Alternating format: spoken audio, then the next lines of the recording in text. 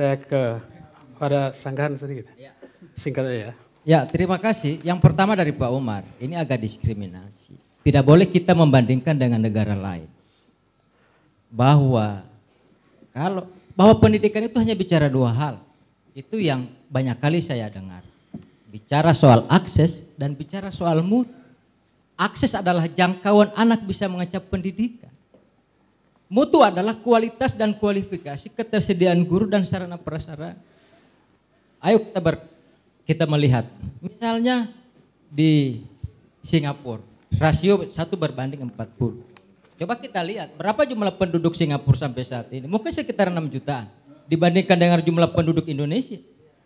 Sekitar 275 juta, 77 jiwa. Memang jauh berbeda, itu pertama. Yang kedua adalah luas wilayah dari sisi aspek geografis dan aspek luasan dan geografis wilayah. Kita itu Indonesia punya 16.771 pulau. Singapura itu hanya punya 63 pulau, 63 pulau kecil dan 3 pulau besar. Sehingga tidak bisa dikorelasikan antara rasio guru Indonesia dengan Singapura, memang jauh beda. Itu yang saya bantah. Tetapi perlu dihargai.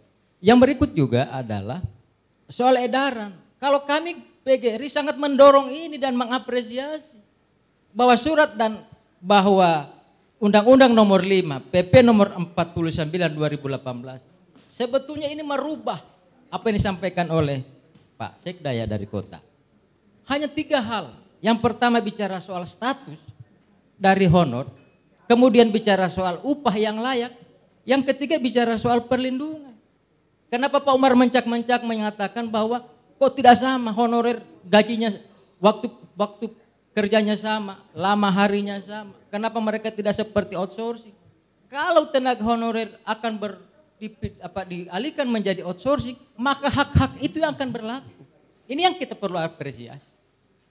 Mungkin kita tidak salah kaprah, hanya persepsi saja yang berbeda. Sehingga dari kami PGRI, semua kami catat. Pak Sukri, kemudian pemerintah kabupaten kota boleh, kami sangat apresiasi bahwa langkah strategi yang disampaikan itu sangat konkret dan itu menyenangkan dan ini akan kami kawal. Nah, oleh karena itu harapan kami PGRI dan guru seluruh Indonesia khususnya di Provinsi Gorontalo, baik mereka guru honorer di sekolah negeri maupun di sekolah swasta, itu jangan dibedakan. Mereka adalah manusia, mereka adalah guru yang juga menjadi pendidik sama dengan kita.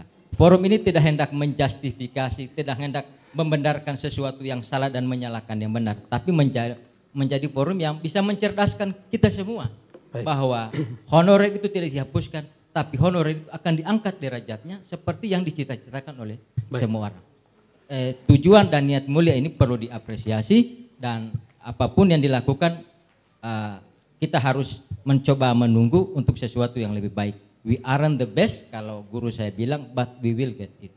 Kita bukanlah yang terbaik, tapi akan berusaha untuk menjadi yang terbaik. Terima kasih.